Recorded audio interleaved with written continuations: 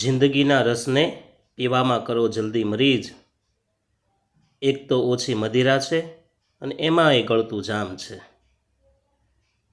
મતલબ કે હવે સમય ઓછો છે તૈયારીનો, રાત ઓછી અને વેહ ઝાઝા છે આપણે, એટલે હવે સખત પરિશ્રમનો બીજો કોઈ વિકલ્પ નથી. એકવાર સમય જશે એ ફરી વખત પાછો આવવાનો નથી. એટલે જ ઓલી પંક્તિ છે ને કે સંપત ગઈ તે સાંપડે, ગયા વળે છે વાણ, ગત અવસર આવે નહીં, ગયા ન આવે પ્રાણ. તો એકવાર સમય વયો જશે, ફરીવાર આવવાનો નથી. એટલે જ આપણે આ સમયને, આ તક ઝડપીને આપણે આજે ઓલ મનોવિજ્ઞાન ધોરણ 11 આર્ટ્સ ઓલ મનોવિજ્ઞાનના 200 પ્રશ્ન આપણે આજે અટેન્ડ કરવાના છે. તો થઈ જાઓ માટી, ખુદી કો કર બુલંદ ઇતના કે ખુદા ખુદ બંદે સે આકર પૂછે બોલ તેરી રજા ક્યાં હૈ. બસ એવી મહેનત સખત કરી અને આપણે ઉજ્જવળ ઝળહળતું પરિણામ લાવવાનું છે. તો શરૂ કરીએ આપણે પહેલો પ્રશ્ન. સાયકોલોજી શબ્દ કયા બે ગ્રીક શબ્દોનો બનેલો છે? સાયકોલોજી શબ્દ કયા બે ગ્રીક શબ્દોનો બનેલો છે? તો જવાબ સાયકી અને લોગોસ, બંને ગ્રીક ભાષાના શબ્દ છે. બીજું, મનોવિજ્ઞાનનું વિષય વસ્તુ શું છે? તો જવાબ માનવીનું વર્તન. ત્રીજું, મનોવિજ્ઞાનને વિજ્ઞાન તરીકેનો દરજ્જો ક્યારે મળ્યો? તો જવાબ ઈસવીસન 1879માં. સૌપ્રથમ મનોવૈજ્ઞાનિક પ્રયોગશાળા કોણે સ્થાપી? તો જવાબ વિલ્હેમ વુન્ટે. પાંચમું, રચનાવાદના પ્રણેતા કોણ હતા? તો જવાબ વિલ્હેમ વુન્ટ અને ટીચનર. છઠ્ઠું, કાર્યવાદના પ્રણેતા કોણ હતા? તો જવાબ વિલિયમ જેમ્સ. સાતમું, મનોવિશ્લેષણવાદના પ્રણેતા કોણ છે? તો જવાબ ડૉક્ટર સિગમન્ડ ફ્રોઈડ, જે સ્વપ્નની દુનિયાનો બેતાજ બાદશાહ કહી શકાય. મનોવિજ્ઞાનનો કાળીનો એકો પણ કહો તો એમાં અતિશયોક્તિ નથી. આઠમું, વર્તનવાદના પ્રણેતા કોણ છે? જવાબ જે.બી. વોટસન. 9, માનવતાવાદી અભિગમના પ્રણેતા કોણ છે? એનો જવાબ અબ્રાહમ મેસ્લો અને કાર્લ રોજર્સ. 10, બોધાત્મક અભિગમ શેનો અભ્યાસ કરે છે? જવાબ વિચારણા, સ્મૃતિ અને નિર્ણય પ્રક્રિયા. 11, પ્રાયોગિક મનોવિજ્ઞાનના પિતા કોણ છે? મતલબ કે મનોવિજ્ઞાનમાં પણ પ્રયોગ કરનાર કોણ? જવાબ વિલ્હેમ વુન્ટ. 12મો પ્રશ્ન, પ્રયોગમાં જે ફેરફાર પ્રયોગકર્તા કરે તેને શું કહેવાય? તો જવાબ સ્વતંત્ર ચલ. 13મું, પ્રયોગની અસર જે ચલ પર જોવા મળે તેને શું કહેવાય? તો જવાબ પરતંત્ર ચલ. 14મું, નિરીક્ષણ એટલે શું? તો કે કુદરતી ઘટનાઓનો કાર્યકારણના સંદર્ભમાં અભ્યાસ કરવો તેને નિરીક્ષણ કહેવાય. જો આપણે જે જોઈએ છે ને આપણી દૃષ્ટિએ એ નિરીક્ષણ નથી. આપણે તો સફરજનને પડતા અન્ય લોકોએ જોયું હતું, પણ એ સાદું નિરીક્ષણ કહેવાય, વૈજ્ઞાનિક નિરીક્ષણ ન કહેવાય. નિરીક્ષણ શબ્દ તો એ છે કે એમાં કાર્ય, એનું કારણ તપાસવાનું હોય તે. 15મું, મુલાકાત પદ્ધતિનો મુખ્ય ગેરફાયદો શું છે? તો જવાબ વ્યક્તિલક્ષિતા.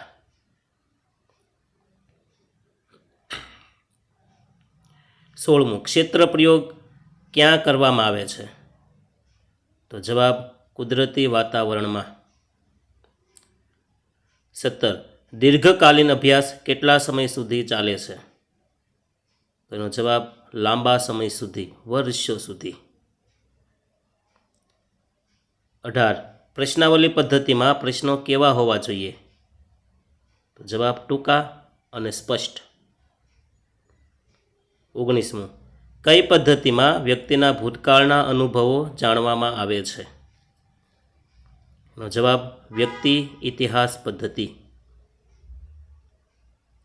20. મનોવિજ્ઞાનનું કયું ક્ષેત્ર ઉદ્યોગોમાં કામ કરે છે? તો જવાબ ઔદ્યોગિક મનોવિજ્ઞાન. 21. વૃદ્ધિ એટલે શું? તો શરીરના કદ, વજન અને આકારમાં થતો ફેરફાર એને વૃદ્ધિ કહેવાય. તો વિકાસ એટલે શું? તો વ્યક્તિમાં આવતા ગુણાત્મક ફેરફારને વિકાસ કહેવાય. પરિપક્વતા એટલે શું? તો જીવંત પ્રાણીઓના અંગોનો સંપૂર્ણ વિકાસ એને પરિપક્વતા કહેવાય. બાળક જે ઉંમરનું થાય એ ઉંમર પ્રમાણે તેનો બુદ્ધિ, તેનો શરીર, તેના અવયવ, તેના અંગ, તેની ભાષાનો વિકાસ થાય તો જ પરિપક્વતા કહેવાય. ખાલી ઉંમર વધે અને બાળક ચાલતા ન શીખે અથવા બોલતા ન શીખે, ઉંમર વધતી જાય, એને પરિપક્વતા કહી શકાય નહીં, એને ખાલી વૃદ્ધિ કહેવાય. 24. ગર્ભાધાન સમયે કેટલા રંગસૂત્ર હોય છે? જવાબ 46 રંગસૂત્ર, એટલે કે 23-23ની જોડ હોય છે. 25. સ્ત્રીમાં કયા રંગસૂત્ર હોય છે? તો જવાબ XX.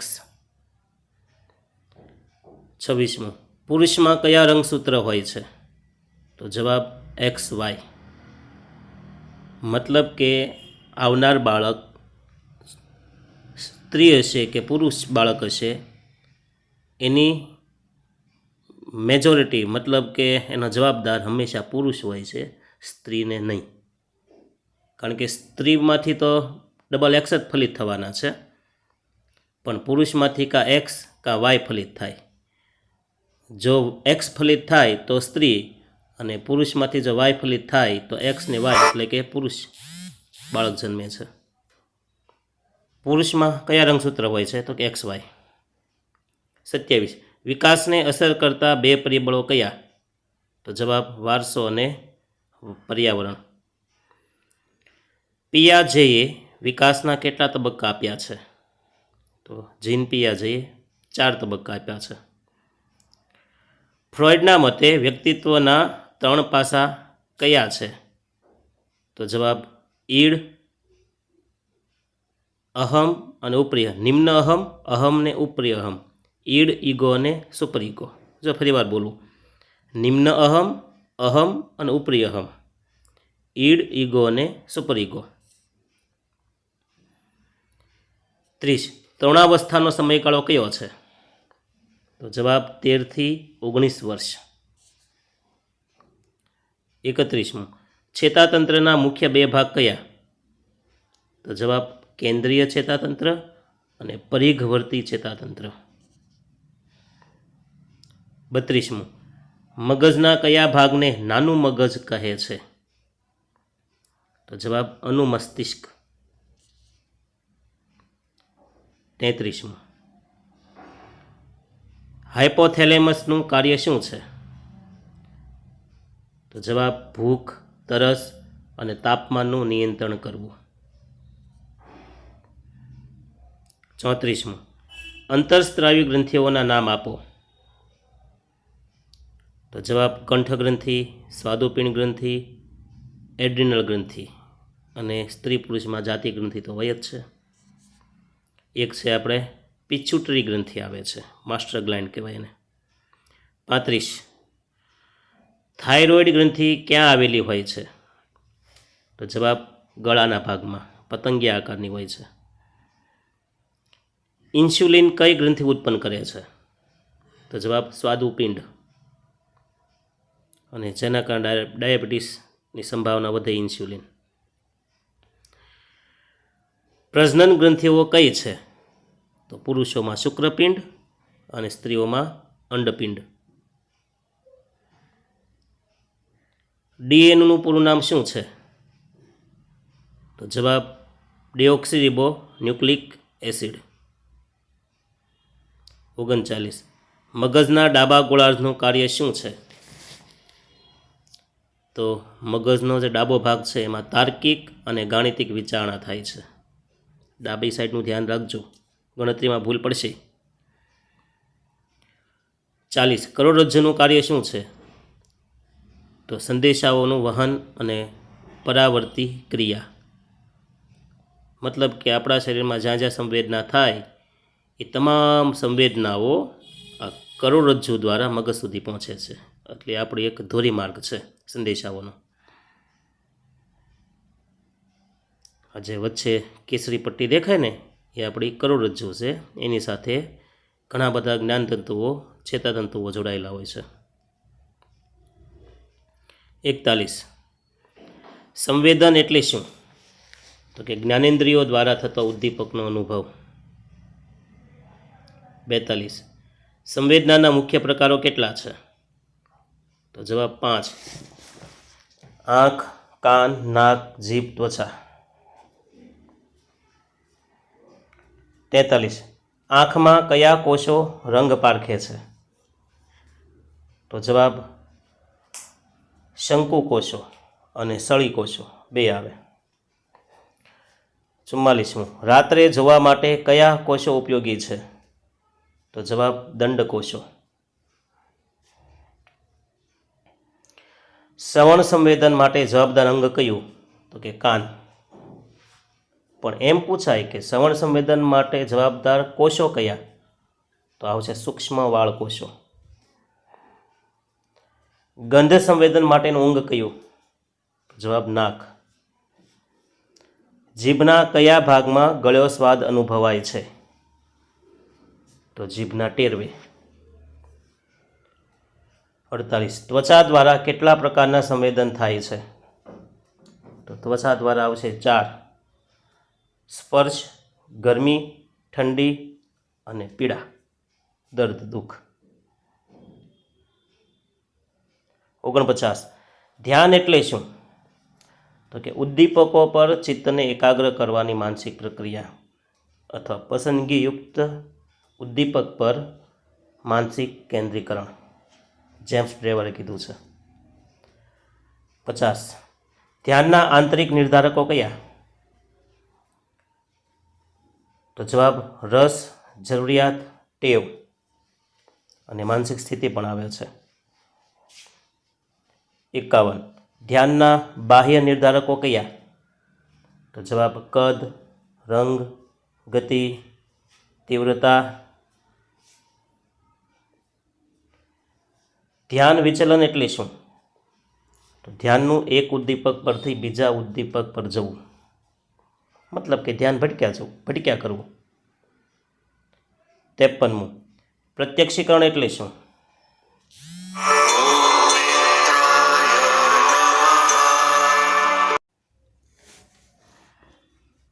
પ્રત્યક્ષીકરણ એટલે શું? તો કે સંવેદનોને અર્થ આપવાની પ્રક્રિયા.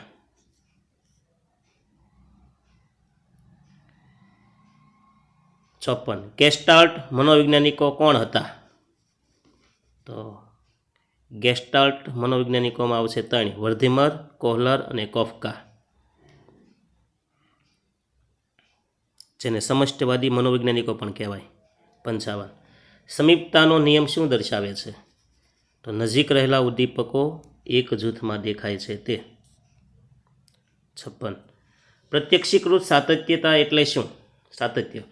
તો જવાબ ઉદ્દીપકમાં ફેરફાર છતાં તેનું મૂળ સ્વરૂપ જળવાઈ રહેવું. 57. ઊંડાઈના પ્રત્યક્ષીકરણ માટે કયા સંકેતો જવાબદાર છે? તો જવાબ એક નેત્રીય અને દ્વિનેત્રીય સંકેતો. 58. હવામાં રહેલા તરંગોની સંખ્યા શું કહેવાય? તો જવાબ એને ફ્રીક્વન્સી એટલે કે કંપન સંખ્યા કહેવાય. 59. માનવ કાન કેટલા હર્ટ્ઝ સુધીનો ધ્વનિ સાંભળી શકે છે? તો જવાબ 20થી 20,000 CPS હર્ટ્ઝ. CPS પણ કહેવાય, સાયકલ પર સેકન્ડ. CPSનું પૂરું નામ પૂછાય તો જવાબ છે એનો સાયકલ પર સેકન્ડ, CPS. 20થી 20,000 CPS. હર્ટ્ઝ એ અવાજ માપવાનું એકમ છે. 60. ભ્રમ એટલે શું? ઉદ્દીપકનું ખોટું અર્થઘટન, એને ભ્રમ કહેવાય. શિક્ષણ એટલે શું? તો કે અનુભવ, મહાવરા કે પ્રયત્નને કારણે વર્તનમાં થતો સાપેક્ષ કાયમી ફેરફાર. પાવલોવે કયા પ્રાણીઓ પર પ્રયોગ કર્યો હતો? જવાબ કૂતરા પર. પાવલોના પ્રયોગમાં અભિસંધિત ઉદ્દીપક શું છે? તો કે UCS એ સહી ખોરાક. અનઅભિસંધિત ઉદ્દીપક કયું છે? તો જવાબ ખોરાક. કારણ કે ખોરાકને જોઈને આપોઆપ લાળ ઝરે છે. એ કોઈ શીખવાની ક્રિયા નથી, એ કુદરતી છે, એ દરેક પ્રાણીમાં હોય જ. એટલે એને અનઅભિસંધિત કહેવાય. અભિસંધિત એટલે હું? શીખ્યા પછી જોડાય એને અભિસંધિત, અને સ્વભાવથી જ જોડાયેલું હોય એને અનઅભિસંધિત કહેવાય. 64. પાવલોના પ્રયોગમાં અભિસંધિત પ્રતિક્રિયા કઈ છે? CR. તો જવાબ લાળ ઝરવી, ઘંટડીના અવાજ પર લાળ ઝરવી. જો ખોરાકથી લાળ ઝરે ને, લાળ ઝરવી પ્રતિક્રિયા છે, પણ ખોરાકથી લાળ ઝરે તો એ અનઅભિસંધિત કહેવાય. કારણ કે એ તો સ્વાભાવિક છે બધાને. ખોરાક જોઈને તો તમે કે હું, કોઈ પણ પ્રાણી હોય, ખોરાક જોઈને તો લાળ ઝરવાની જ તે. એ તો અનઅભિસંધિત છે.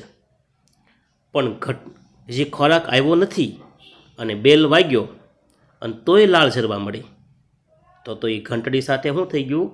અભિસંધાન થયું ને. તો ઘંટડી સાથે અભિસંધાન થઈને પ્રતિક્રિયા થઈ, એટલે અભિસંધાન થવું હોય ને અભિસંધિત કહેવાય, અને પ્રતિક્રિયા મળી છે એટલે અભિસંધિત પ્રતિક્રિયા. 65. સ્કિનરે કયા પ્રાણી પર પ્રયોગ કર્યો? તો જવાબ ઉંદર વત્તા કબૂતર પર પણ પ્રયોગ કરેલા છે. 66. કારક અભિસંધાનમાં પ્રબલન એટલે શું? તો જવાબ પ્રતિક્રિયાને દ્રઢ કરતું ઘટક. 67. વિલોપન એટલે શું? અભિસંધાન થયા પછી પ્રબલન ન આપતા પ્રતિક્રિયા બંધ થવી, મતલબ કે શીખેલું ભૂલી જવું, તેને વિલોપન કહેવાય. 68. થોર્નડાઇકે કયા પ્રાણી પર પ્રયોગ કર્યો હતો? તો જવાબ બિલાડી પર. થોર્નડાઇકના શિક્ષણના 3 નિયમો કયા? તો જવાબ તત્પરતા, અભ્યાસ અને અસરનો નિયમ. 70. આંતરદૃષ્ટિ દ્વારા શિક્ષણનો પ્રયોગ કોણે કર્યો? આંતરદૃષ્ટિ એટલે આંતરનિરીક્ષક. તો જવાબ આવશે કોહલર. 71. કોહલરે કયા ચિમ્પાન્જી પર પ્રયોગ કર્યો હતો? પ્રાણીઓ પર પૂછાય તો ચિમ્પાન્જી, પણ ચિમ્પાન્જીનું નામ પૂછ્યું તો એ ચિમ્પાન્જી નામ છે સુલતાન. 72. નિરીક્ષણાત્મક શિક્ષણ કોણે આપ્યું? તો જવાબ આલ્બર્ટ બાંડુરા. 73. અનુકરણ એટલે શું? તો બીજાના વર્તનને જોઈને તેવું જ વર્તન કરવું, તેને અનુકરણ કહેવાય ને. મતલબ કે કોકના વર્તનની કોપી કરવી, કોપી પેસ્ટ. 74. શિક્ષણના મુખ્ય કેટલા પ્રકારો છે? તો જવાબ આમ તો અનુકરણ દ્વારા શિક્ષણ, પ્રયત્ન અને ભૂલ દ્વારા શિક્ષણ, અભિસંધાન દ્વારા શિક્ષણ અને આંતરદૃષ્ટિ એટલે આંતરનિરીક્ષણ પદ્ધતિ દ્વારા શિક્ષણ. એટલે 4 પ્રકારો થઈ શકે છે: અભિસંધાન, પ્રયત્ન અને ભૂલ, આંતરદૃષ્ટિ અને હજી એક છે અનુકરણ દ્વારા શિક્ષણ. 75. પ્રબલનના પ્રકારો જણાવો. તો પ્રબલનના 2 પ્રકાર છે, વિધાયક અને નિષેધક એટલે કે નેગેટિવ. 76. સામાન્યકરણ એટલે શું? તો એક સરખા મળતા આવતા ઉદ્દીપકો પ્રત્યે સમાન પ્રતિક્રિયા આપવી, જેમ કે સાદો બેલ અને ઇલેક્ટ્રિક બેલ, ઘંટડી એમ. સાદી ઘંટડી, ઇલેક્ટ્રિક ઘંટડી, બેનો અવાજને સરખો માનવો, એને સામાન્યકરણ કહેવાય. 77 ભેદબોધન એટલે શું? તો કે બે સમાન લાગતા ઉદ્દીપક વચ્ચેનો તફાવત પારખવો. ઓલું જે ઇલેક્ટ્રિક બેલ અને સાદા બેલ સમાન માનતા હોય, હવે એની વચ્ચે તફાવત શીખવવો એને ભેદબોધન કહેવાય. સ્કિનર પેટીનો ઉપયોગ શેના માટે થાય છે? તો જવાબ કારક અભિસંધાન શીખવવા માટે. પ્રયત્ન અને ભૂલ દ્વારા શિક્ષણમાં શું ઘટે છે?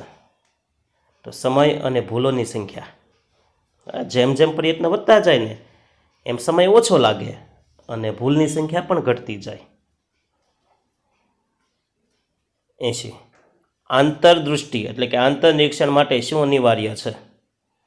તો જવાબ સમગ્ર પરિસ્થિતિનું પ્રત્યક્ષીકરણ અને હા, અનુભવ પણ જરૂરી છે. અનુભવ વગર આંતરનિરીક્ષણ શક્ય નથી. આવું હાર્લોએ કીધેલું છે, હાર્લો નામના મનોવૈજ્ઞાનિકે. 81 સ્મૃતિ એટલે શું? તો કે અગાઉ શીખેલા અનુભવોને સાચવી રાખવાની ક્ષમતા.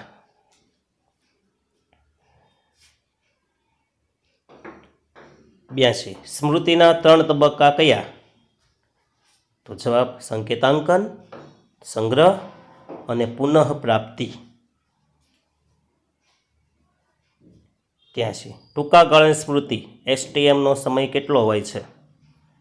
તો 20 થી 30 સેકન્ડ. આપણે કોઈ ડાન્સ જોતા હોય, ફિલ્મનો ડાન્સ, તો એના એક સ્ટેપ આપણે એકસાથે યાદ રહેતા નથી. એના હાલચાલ, એના પગ, એના મોઢાના ભાવ, આ બધું આમ નજર સામેથી ચાલ્યું જાય એટલે તરત એ સમાપ્ત થઈ જાય છે. 20 થી 30 સેકન્ડ લાગે. 84 લાંબા ગાળાની સ્મૃતિના પ્રકારો કયા? તો કે એક તો LTM કહેવાય, લોંગ ટર્મ મેમરી. એમાં ઘટનાલક્ષી, અર્થઘટનાત્મક અને રીતલક્ષી, આવા 3 પ્રકાર છે પાછા એના. ઘટનાલક્ષી, અર્થઘટનાત્મક અને રીતલક્ષી. 85 વિસ્મરણ એટલે શું? તો સંગ્રહિત માહિતીને ફરી યાદ ન કરી શકવી, મતલબ કે ભૂલી જવું, એને વિસ્મરણ કહેવાય. 86 સ્મૃતિ સુધારણાની કોઈ પણ એક પ્રયુક્તિ જણાવો. તો જવાબ મનન અથવા સંગઠન. 87 વિચારણા એટલે શું? તો સમસ્યા ઉકેલ માટેની માનસિક પ્રક્રિયા, એને વિચારણા કહેવાય. જો સમસ્યાનો ઉકેલ માટે જે થાય ને માનસિક ક્રિયા, એને જ વિચારણા કહેવાય. બાકી અમથા શેખ છલ્લી કરો ને વિચારણા ન કહી શકાય. વિચારણાના સાધનો કયા છે? તો જવાબ 2 છે, પ્રત્યય એટલે કન્સેપ્ટ અને પ્રતિમા. 89 વ્યાપ્તિ તર્ક એટલે શું? તો કે વિશિષ્ટ ઉદાહરણો પરથી સામાન્ય નિયમ તારવવો. વ્યાપ્તિ તર્ક એટલે શું? તો કે વિશિષ્ટ ઉદાહરણો, થોડાક ઉદાહરણો ઉપરથી જે આપણે સર્વસામાન્ય નિયમ તારવીએ એને વ્યાપ્તિ તર્ક કહેવાય. આપણે દ્રાક્ષ લેવા જઈએ તો 1-2 દ્રાક્ષ ચાખીને પછી એ મીઠી લાગે તો આપણે એમ માનીએ છીએ કે એ દુકાનમાં બધી દ્રાક્ષ મીઠી થશે, અને વ્યાપ્તિ તર્ક કહેવાય. નિગમન તર્ક એટલે શું? તો કે સામાન્ય નિયમ પરથી જે વિશિષ્ટ તારણ કાઢવાનો હોય એ નિગમન તર્ક કહેવાય છે. 91 સર્જનાત્મક વિચારણાના તબક્કા કોણે આપ્યા? તો જવાબ ગ્રેહામ વોલેસે. જો આ યાદ રાખજો, આવા પ્રશ્ન પૂછી શકે કે સર્જનાત્મક વિચારણાના તબક્કા કોણે આપ્યા? તો જવાબ ગ્રેહામ વોલેસે. 92 ભાષાના મુખ્ય અંગો કયા? તો જવાબ ધ્વનિ, શબ્દ, વાક્ય અને અર્થ. જો ધ્વનિ હોય, શબ્દ હોય, વાક્ય હોય પણ અર્થ જ ન નીકળતો હોય તો એને ભાષા ન કહી શકાય ને ભાઈ. 93 સમસ્યા ઉકેલની રીતો કઈ છે? તો 2 છે, એક અલ્ગોરિધમ અને એક હ્યુરિસ્ટિક્સ. આવી 2 પદ્ધતિ છે. 94 સંકલ્પના એટલે શું? તો તો કે વસ્તુ કે ઘટનાઓના સમાન લક્ષણો મુજબનું વર્ગીકરણ એને સંકલ્પના કહેવાય. જો વસ્તુ કે ઘટનાઓના સમાન લક્ષણ મુજબ એનું જે વર્ગીકરણ કરવું એને સંકલ્પના કહેવાય. 95. માહિતી પ્રક્રિયાકરણનું મોડલ કોણે આપ્યું? તો જવાબ એટકિન્સન અને શિફ્રિન. 96. પુનઃપ્રાપ્તિના 2 પ્રકારો કયા? તો જવાબ પુનરાવહન અને પ્રત્યભિજ્ઞા. પુનરાવહન અને પ્રત્યભિજ્ઞા. 97. સ્મૃતિભ્રંશ એટલે શું? તો કે બીમારી કે ઈજાને કારણે સ્મૃતિ ગુમાવવી. બીમારી કે ઈજાને કારણે સ્મૃતિ ગુમાવવી, મતલબ કે યાદશક્તિ ચાલી જવી. 98. વિચારણાની શરૂઆત શેનાથી થાય છે? તો જવાબ સમસ્યાથી અથવા પ્રશ્નથી. કંઈક પ્રશ્ન કે સમસ્યા હોય ને તો જ વિચાર આવે, નહીંતર વિચાર આવી શકે નહીં. 99. સર્જનાત્મક વિચારક કેવા હોય છે? તો જવાબ મૌલિક અને લવચિક. અને 100. માનસિક સેટ મેન્ટલ સેટ એટલે શું? તો સમસ્યા ઉકેલવાની જૂની અને ચીલાચાલુ જે રીત હોય ને એને માનસિક સેટ કહેવાય, મેન્ટલ સેટ કહેવાય છે. જે જૂનું પુરાણી જે બાબતો હોય એનાથી આપણે સમસ્યા ઉકેલ કરવો, કંઈ નવું ન વિચારવું. 101. બુદ્ધિ એટલે શું? તો કે પર્યાવરણ સાથે અનુકૂળ સાધવાની શક્તિ. હાલો, થાકવાનું નથી. જો ડર ગયા સમજો મર ગયા. 102. બુદ્ધિનો એક ઘટક સિદ્ધાંત કોણે આપ્યો? તો જવાબ આલ્ફ્રેડ બીને. પણ દ્વિઘટક સિદ્ધાંત કહેતો તો આવશે સ્પીયરમેન. 103. બુદ્ધિનો દ્વિઘટક સિદ્ધાંત કોણે આપ્યો? જવાબ સ્પીયરમેન. સ્પીયરમેનના દ્વિઘટક સિદ્ધાંત કયા કયા છે? દ્વિઘટક કયા? તો જવાબ જી ફેક્ટર, એસ ફેક્ટર.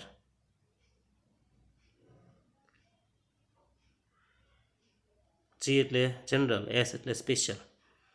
105. બહુવિધ બુદ્ધિનો સિદ્ધાંત કોણે આપ્યો? તો જવાબ હાવર્ડ ગાર્ડનરે. 106. ગાર્ડનરે બુદ્ધિના કેટલા પ્રકાર બતાવ્યા છે? તો જવાબ 8. પ્રથમ બુદ્ધિ કસોટી કોણે બનાવી? તો જવાબ બીને અને સાયમને 1905માં, પણ એ ફ્રેન્ચ ભાષામાં હતી. બુદ્ધિઆંક શોધવાનું સૂત્ર કોણે આપ્યું? તો જવાબ વિલિયમ સ્ટર્ને. આઈક્યુનું સૂત્ર કયું છે? બુદ્ધિઆંક શોધવાનું સૂત્ર કયું? Intelligence question. તો જવાબ આઈક્યુ બરાબર MA/CA ગુણ્યા 100. MA એટલે માનસિક હોય, CA એટલે શારીરિક હોય, એને ગુણ્યા 100. 110. સામાન્ય બુદ્ધિ ધરાવતી વ્યક્તિનો આઈક્યુ કેટલો હોય છે? તો જવાબ 90 થી 109. 111. પ્રતિભાશાળી બાળકનો આઈક્યુ કેટલો હોય છે? તો જવાબ 130 થી વધુ. મંદ બુદ્ધિ કોને કહેવાય? જેનો આઈક્યુ 70 થી ઓછો હોય તેને. 113. વ્યક્તિત્વ શબ્દ કયા લેટિન શબ્દ પરથી ઉતરી આવ્યો છે? તો જવાબ પર્સોના. પર્સોનાઓ પરથી પર્સનાલિટી શબ્દ બન્યો છે. વ્યક્તિત્વ એટલે પર્સનાલિટી. ઘણા હોશિયારી મારતા હોય ને પર્સનાલિટીની, તો એનો મૂળ શબ્દ છે પર્સોના, અને લેટિન ભાષામાં પર્સોનાનો અર્થ થાય છે મોહરું. મોઢા ઉપર, મુખ ઉપર જે પહેલાં મોહરું પહેરતા નાટકમાં, એને પર્સોના કહેવાય. 114. વ્યક્તિત્વના પ્રકારો અંતર્મુખ અને બહિર્મુખ કોણે આપ્યા? તો જવાબ કાર્લ જુંગની. 115. શેલ્ડને વ્યક્તિત્વના કયા પ્રકાર આપ્યા? તો જવાબ એને શરીર આધારિત આપ્યા છે 3. આંતર સ્તર પ્રધાન, મધ્ય સ્તર પ્રધાન અને બાહ્ય સ્તર પ્રધાન. 116. TAT કસોટી કોણે વિકસાવી? તો જવાબ મરે અને મોર્ગન. આ TAT એટલે આપણે જે સ્પર્ધાત્મક પરીક્ષા TAT છે એની વાત નથી હો, નગર ઘણા કહે માધ્યમિક ટાટ ને ઉચ્ચતર ને સ્ટાર્ટ ને. આ બુદ્ધિ કસોટીની માપવાની છે. મરે અને મોર્ગન આવશે. રોરશાની કસોટીમાં કેટલા કાર્ડ હોય છે, જેમાં શાહીના ડાઘા હોય છે? તો જવાબ 10 કાર્ડ. જો આવો પ્રશ્ન પૂછાય, શાહીના ડાઘાની પ્રયુક્તિ કોણે આપી? તો જવાબ આવશે હર્મન રોરશાક. 118. સ્વ બચાવ પ્રયુક્તિઓ કોણે આપી છે? તો જવાબ આવશે સિગ્મન્ડ ફ્રોઈડ. બચાવ પ્રયુક્તિ મતલબ કે નિષ્ફળ જઈએ ત્યારે આપણે જે બહાના કાઢીએ બધી બચાવ પ્રયુક્તિઓ છે. 119. ઉદાત્તીકરણ એટલે શું? તો કે અસ્વીકાર્ય ઈચ્છાઓને સામાજિક રીતે સ્વીકાર્ય માર્ગે વાળવી. 120. પ્રક્ષેપણ એટલે શું? તો પોતાના દોષો બીજા પર લાદવા. પેપર સારો ન જાય તો પેનનો વાંક કાઢવો, પેપરનો વાંક કાઢવો. શિક્ષક સારા નહોતા, સુપરવિઝન આમ હતું, મને સેન્ટર ખરાબ મળ્યું, આમ બીજા પર દોષારોપણ કરે અને પ્રક્ષેપણ કહેવાય. 121. પ્રેરણા એટલે શું? તો પ્રવૃત્તિને ઉદ્દીપ્ત કરનાર અને જાળવી રાખનાર બળ એને પ્રેરણા કહેવાય. મતલબ કે રેગ્યુલર જે કાર્ય થતું હોય એમાં જે વધારો કરે તો એને પ્રેરણા કહેવાય. કાર્ય જે વધારે એને પ્રેરણા કહેવાય. 122. પ્રેરણા ચક્રના તબક્કા જણાવો. તો આવશે એમાં જરૂરિયાત, ઉત્તેજના, ધ્યેય પ્રાપ્તિ અને રાહત. 123. જૈવિક પ્રેરણાઓ કઈ કઈ છે? તો ભૂખ, તરસ, જાતીયતા, ઊંઘ. આને કારણે પણ આપણે કામ કરીએ છીએ. 124. સામાજિક પ્રેરણાઓ કઈ કઈ છે? તો કે સિદ્ધિની પ્રેરણા, સત્તાની પ્રેરણા, સ્નેહ કે પ્રેમની પ્રેરણા. ઘણા કંઈક સિદ્ધ કરવા હાટું બધું કામ કરે, ઘણા સત્તા માટે કામ કરે, તો ઘણાને પ્રેમ જોતો હોય તે. 125. સિદ્ધિ પ્રેરણાનો ખ્યાલ કોણે આપ્યો? તો જવાબ મેકક્લેન્ડે. જરૂરિયાતનો શ્રેણીક્રમ કોણે આપ્યો? તો જવાબ અબ્રાહમ મેસ્લો.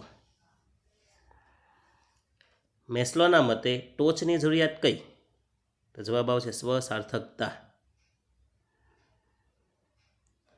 128. આવેગ એટલે શું? તો જવાબ સમગ્ર તંત્રનું ક્ષોભિત અવસ્થા આવેગ કહેવાય. 29.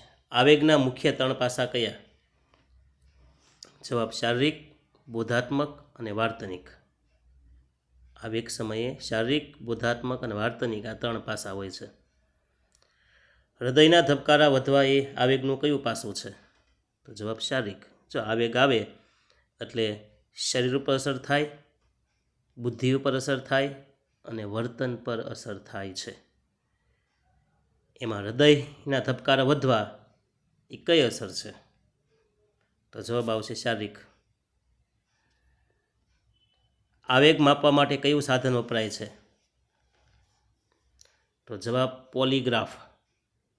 ઘણા લોકો જૂઠું બોલતા હોય, ખોટું બોલતા હોય, તો આ પોલીગ્રાફ દ્વારા એ જૂઠું બોલે છે કે કેમ તે જાણી શકાય. 132. ભય આવેગ વખતે કઈ ગ્રંથિ સક્રિય થાય છે? જવાબ એડ્રિનલ ગ્રંથિ. પ્લુચિકે કેટલા મૂળભૂત આવેગો આપ્યા છે? પ્લુચિક નામ છે વ્યક્તિનું, મનોવૈજ્ઞાનિક નામ. પ્લુચિકે કેટલા મૂળભૂત આવેગો આપ્યા છે? જવાબ 8. 134. ઇક્યુ એટલે કે ઇમોશનલ ક્વોશન્ટ એટલે શું? તો કે આવેગિક બુદ્ધિઆંક. આઈક્યુની જેમ ઇક્યુ ઓલામાં બુદ્ધિ માપવામાં આવે છે અને ઇક્યુની અંદર આવેગ માપવામાં આવે છે. 135. આવેગ નિયંત્રણની એક રીત જણાવો. તો જવાબ ધ્યાન અથવા યોગ. ધ્યાન અને યોગ દ્વારા પણ આપણે આપણા આવેગ ઉપર નિયંત્રણ રાખી શકાય. સંગીત પણ ચાલે. 136. આંતરિક પ્રેરણા એટલે શું? તો વ્યક્તિ પોતાની ખુશી માટે પોતાની રીતે કાર્ય કરે જેને બીજાની જરૂર જ નથી, અંદરથી પ્રેરણા આવતી હોય ને આંતરિક પ્રેરણા કહેવાય છે. 137 બાહ્ય પ્રેરણા એટલે શું? તો કે ઇનામ કે સજાના ડરથી જે કાર્ય થાય એને બાહ્ય પ્રેરણા કહેવાય. 138 જીવનનો ધ્યેય એ કયા પ્રકારની પ્રેરણા છે? ટાર્ગેટ આપણે કહીએ ને, ટાર્ગેટ સેટ કર્યો. તો જવાબ મનોસામાજિક પ્રેરણા. આવેગ દરમિયાન કયું ચેતાતંત્ર કાર્યરત હોય છે? તો જવાબ અનુકંપી ચેતાતંત્ર. આવેગ આવે ને ત્યારે અનુકંપી ચેતાતંત્ર છે ને એ કાર્યરત હોય છે. 140 આનંદ અને દુઃખ એ કેવા આવેગો છે? તો બે વિરોધી આવેગ છે. 141 ભારતમાં મનોવિજ્ઞાનની પ્રથમ પ્રયોગશાળા ક્યાં સ્થપાઈ?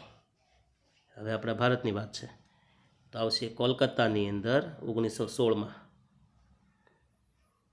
142 મનોવિજ્ઞાન એ કયા શાસ્ત્રમાંથી ઉતરી આવ્યું છે? તો મનોવિજ્ઞાન છે તત્વજ્ઞાનના રસ્તેથી આવેલું છે.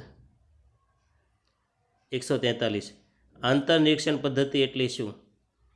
તો કે પોતાની અંદર જોવું. 144 પ્રાયોગિક જૂથ એટલે શું? તો કે જેના પર પ્રયોગ કરવામાં આવે છે તે જૂથ. 145 નિયંત્રિત જૂથ એટલે શું?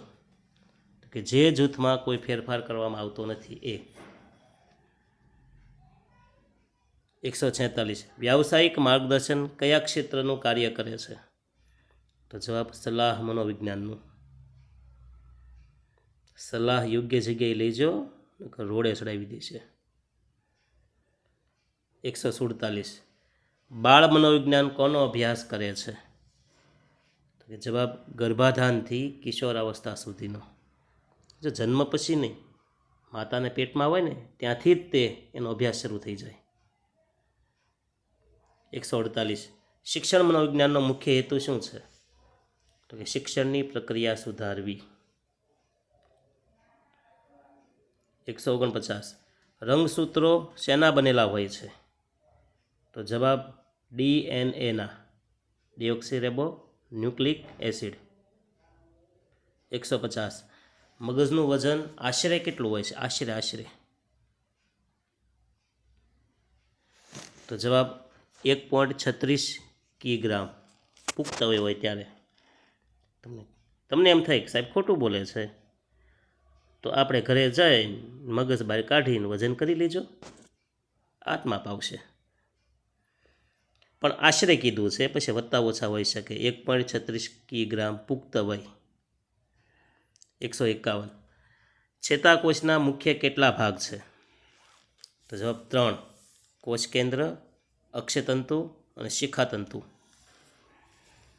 ચેતાકોષને તપાસો ને તેના 3 ભાગ હોય છે: કોષ કેન્દ્ર, અક્ષતંતુ અને શિખાતંતુ. 152 પરાવર્તી ક્રિયા કોના દ્વારા થાય છે? તો જવાબ કરોડરજ્જુ દ્વારા. 153 પિચ્યુટરી ગ્રંથિ ક્યાં આવેલી હોય છે? તો જે મગજના ભાગમાં હોય, પગમાં, પેટ ઉપર નહીં, પીઠ ઉપર નહીં, મગજમાં પણ મગજના તળિયે હોય છે. કઈ ગ્રંથિને માસ્ટર ગ્રંથિ કહેવાય? Master glands. તો જવાબ છે પિચ્યુટરી ગ્રંથિ.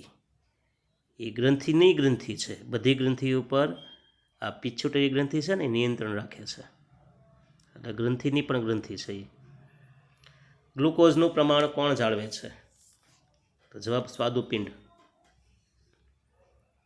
અલ્ઝાઇમરનો રોગ શેને લગતો છે? તો જવાબ સ્મૃતિ કે યાદશક્તિ. જો યાદશક્તિ ઘટવા મળે તો અલ્ઝાઇમર કહી શકાય, જેમાં મગજના કોષો નાશ પામે. ધ્યાન એટલે શું?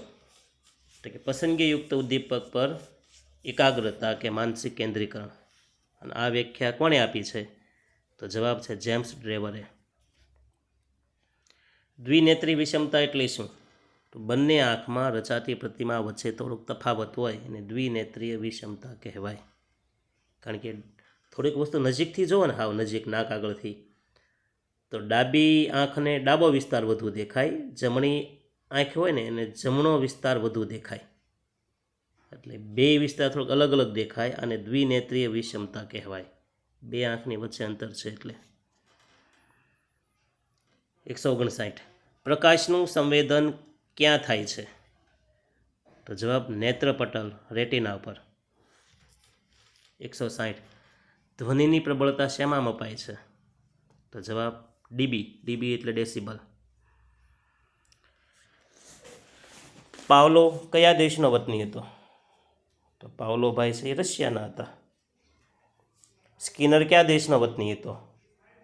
તો સ્કિનરભાઈ હતા એ અમેરિકાના હતા. 163.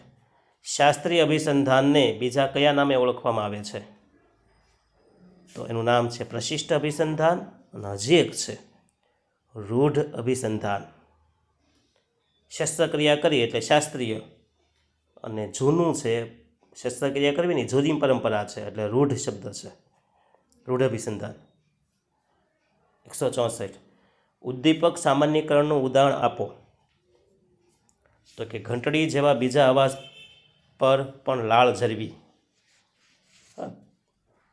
પાવલોએ કૂતરા પર જે પ્રયોગ કર્યો એમાં ઘંટડી વગાડી હતી. પહેલાં ઘંટડી વગાડે પછી ખોરાક આપે, એટલે કૂતરાને મનમાં બેસી ગયું કે ઘંટડી વાગશે એટલે ખોરાક આવશે. એટલે જે ખોરાક જોઈને લાળ ઝરતી હતી હવે ઘંટડી જોઈને લાળ ઝરવા મળી, એટલે અભિસંધાન થઈ ગયું. પણ પછી એણે શું કર્યું? ઇલેક્ટ્રિક બેલ વગાડ્યો ને, તો ઇલેક્ટ્રિક બેલમાં પણ લાળ ઝરી. તો એણે સાદી ઘંટડી અને ઇલેક્ટ્રિક ઘંટડીને સમાન ગણી છે, એ સામાન્યકરણ કહેવાય. 165. પ્રોગ્રામ લર્નિંગ ક્રમબદ્ધ શિક્ષણ કોણે આપ્યું? તો જવાબ BF સ્કિનરે. 166. વિસ્મરણનો દર શોધવા માટે પ્રયોગો કોણે કર્યા? તો જવાબ એબિંગહોસ. જો કે પહેલાં બુદ્ધિની વ્યાખ્યા આપવાનો પ્રયાસ એબિંગહોસે કર્યો. બુદ્ધિની પહેલી વ્યાખ્યાનો આપવાનો પ્રયાસ કોણે કર્યો? એબિંગહોસે. વિસ્મરણનો દર શોધવા માટે પ્રયોગો કોણે કર્યા? તો જવાબ આવશે એબિંગહોસ. કઈ સ્મૃતિને કાર્યકારી સ્મૃતિ કહેવાય છે? તો જવાબ ટૂંકા ગાળાની સ્મૃતિ, STM, શોર્ટ ટર્મ મેમરી.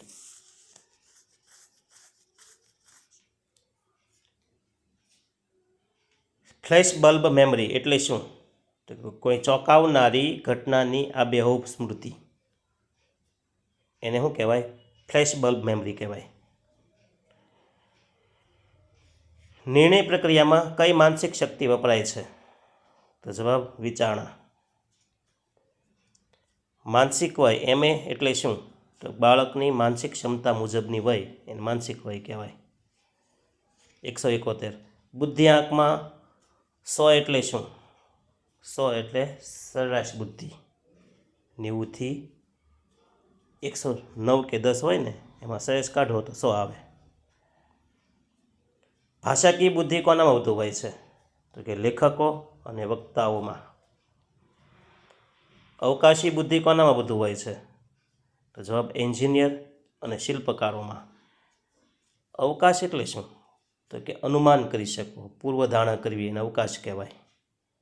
અહીંયા અવકાશ એટલે ગ્રહનું જ્ઞાન નહીં હો, જે આમ માથું ઉપર કરીને જે આપણે આસમાન દેખાય એમનું જે જ્ઞાન એને અવકાશી જ્ઞાન ન કહેવાય, અવકાશી બુદ્ધિ ન કહેવાય.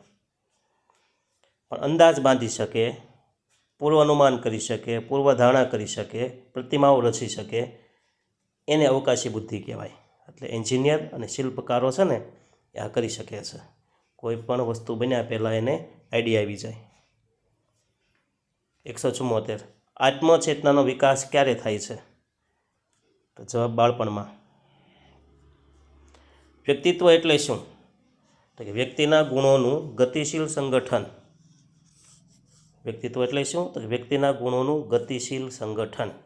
હાલતા ને ચાલતા આપણા હાવભાવ, સ્વભાવ, વાણી, આ જે છે ને ગતિશીલતા, એ આપણું વ્યક્તિત્વ છે. આ ઓલપોર્ટે વ્યાખ્યા આપેલી છે.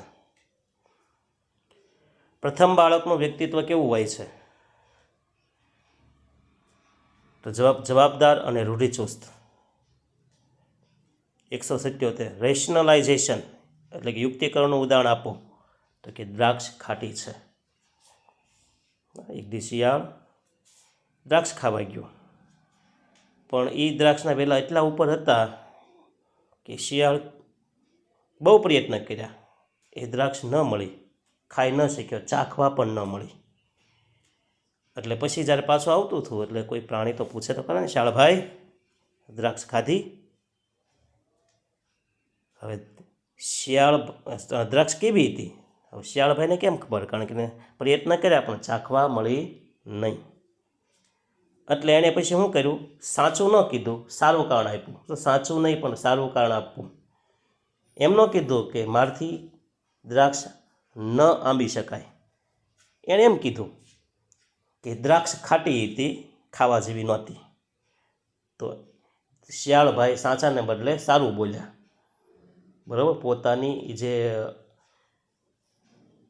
અણઆવડત હતી, પોતાની ઉણપ હતી એ દેખાઈ ન જાય એટલે એમ કહી દીધું કે દ્રાક્ષ ખાટી છે, સાચું કારણ આપ્યું નહીં. તો આને શું નામ આપ્યું છે? રેશનલાઇઝેશન, એટલે યુક્તિકરણ કહેવાય છે. દ્રાક્ષ ખાટી છે. હા, આપણે ઘણા ગરીબો કે બીજા લોકો હોય તે અમુક વસ્તુ ન લઈ શકે, વિમાનની ઉપર મુસાફરી ન કરી શકે, તો એમ કે ભાઈ કે એ મોંઘી પડે ને એ તો ભાઈ આમ હોય ને એમાં અકસ્માત થાય ને પછી એવું વાત કરે. આ યુક્તિકરણ કહેવાય એક જાતની. 78 દિવાસ્વપ્ન એ કયા પ્રકારની પ્રયુક્તિ છે?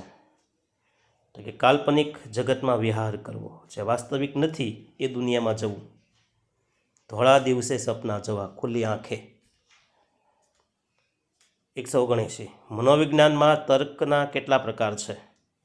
તો કે 2, વ્યાપ્તિલક્ષી અને નિગમનલક્ષી.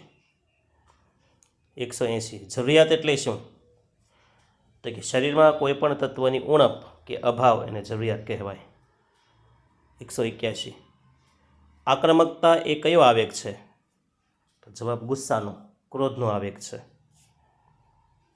82 આંતરિક વૈયક્તિક બુદ્ધિ એટલે શું?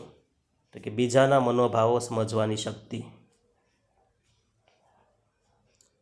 183 સંવેદનાત્મક રજિસ્ટર કોને કહેવાય? તો જવાબ સાંવેદનિક સ્મૃતિને. 184 સ્મૃતિ એટલે શું? તો કે શીખેલા અનુભવોનું મગજમાં અંકન, જે શીખાઈ ગયું છે, અનુભવ થઈ ગયો છે એ મગજમાં અંકિત થઈ જાય ને સ્મૃતિ કહેવાય. 185 પૂર્વાગ્રહ એટલે શું?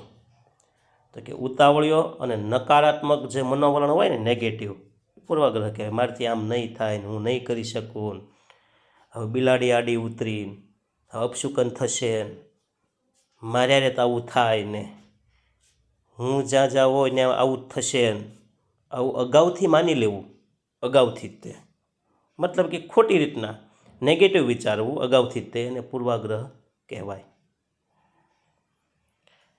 સ્વના કેટલા પ્રકાર છે? તો જવાબ સ્વના 2 પ્રકાર છે, વાસ્તવિક અને આદર્શ સ્વ. પોતે કેવા છે એ વાસ્તવિક સ્વ, અને પોતે કેવા બનવું જોઈએ એને આદર્શ સ્વ કહેવાય. 187 ચેતાકોષો વચ્ચેની ખાલી જગ્યાને શું કહેવાય? તો જવાબ ચેતાપગમ.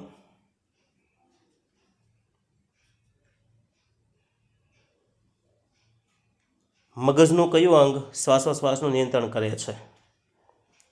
તો જવાબ લંબમજ્જા. 189 થેલેમસનું કાર્ય શું છે?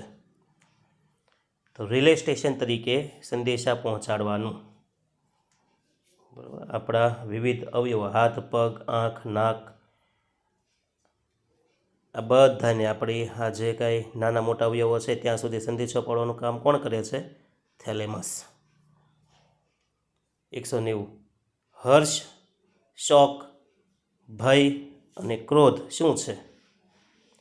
તો જવાબ એ મુખ્ય આવેગો છે. 191 મનોવિજ્ઞાન એ કેવું વિજ્ઞાન છે? તો જવાબ સામાજિક અને પ્રાકૃતિક વિજ્ઞાન છે. જો મનોવિજ્ઞાન એ કેવું વિજ્ઞાન છે? તો કે સામાજિક અને પ્રાકૃતિક વિજ્ઞાન છે. નિરીક્ષણના પ્રકારો જણાવો. તો જવાબ સહભાગી, અસહભાગી, ક્ષેત્ર નિરીક્ષણ. પુસ્તકમાં જુઓ તો 6 પ્રકાર તો આપેલા જ છે. 193 પ્રત્યક્ષીકરણમાં પાશ્ચાત્ય ભૂમિકા કોને કહેવાય?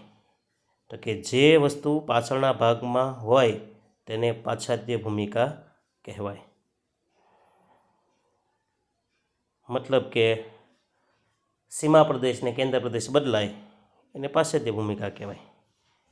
રૂબિનનો કપ છે ને, એમાં વચ્ચે સફેદ ભાગ જુઓ તો તમને દીવી દેખાય, દીવો.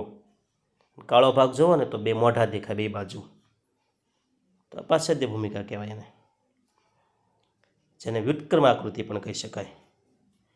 વ્યાખ્યાયિત કરેલા જૂથને શું કહેવાય? તો જવાબ સેમ્પલ, નિદર્શ. વયસ્કો માટેની બુદ્ધિ કસોટી કોણે બનાવી? તો જવાબ વેક્સલરે. મનોવિજ્ઞાનની કઈ શાખા ગુનાખોરીનો અભ્યાસ કરે છે? તો જવાબ ગુનાશોધનનું મનોવિજ્ઞાન, અપરાધ મનોવિજ્ઞાન. 197. હેમિયોસ્ટેસિસ એટલે શું? તો શરીરના આંતરિક સમતુલા જાળવવી. શરીરની આંતરિક સમતુલા જાળવવી એને હેમિયોસ્ટેટિસ કહેવાય, હેમિયોસ્ટેસિસ. 198. શારીરિક ફેરફારોને માપવા કયું મશીન વપરાય છે? તો જવાબ EEG. 199. તો ECG નહીં, EEG. 199. ભાષાના લઘુત્તમ એકમને શું કહેવાય? તો જવાબ મોર્ફીમ, મોર્ફીમ. 200. મનોવિજ્ઞાનનું મુખ્ય હેતુ કોનું કલ્યાણ કરવાનો છે? તો જવાબ માનવ કલ્યાણ કરવાનું છે. આ હતા આપણે ધોરણ 11ના મનોવિજ્ઞાનના 200 પ્રશ્ન હતા. લગભગ બધું આવી જાય, તેમ છતાં એકવાર પાછી ઉડતી નજર ફેરવવાની પુસ્તકમાં પણ આમાં બધું આવી જશે. તેમ છતાં ઘટતું હશે તો આ યુટ્યુબના માધ્યમથી તમારા સુધી પહોંચતું કરી દઈશ. જો આ વિડીયો ગમ્યો હોય તો લાઈક કરવાની, શેર કરવાની, સબસ્ક્રાઈબ કરવાની. બરાબર છે? આમાં કોઈ કોમેડી નથી, હાહી કે કોઈનો હું સમય બગાડતો નથી. ઉપયોગી કામ છે, સારું કામ છે. એટલે લાઈક, શેર અને સબસ્ક્રાઈબ કરવાનું ભૂલતા નહીં, એ આપણી પણ ફરજ છે. અસ્તુ. જય હિન્દ, જય ભારત, જય જય ગરવી ગુજરાત, વંદે માતરમ.